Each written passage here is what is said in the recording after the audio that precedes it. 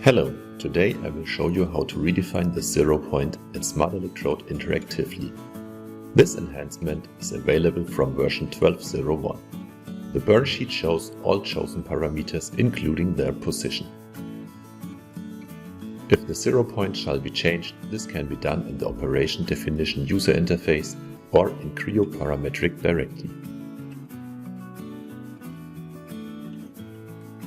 The new coordinate system has to be moved ahead of the operation group.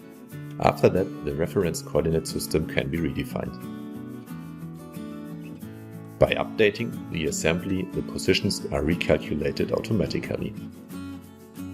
The burn sheet shows the new parameter values when it's opened again.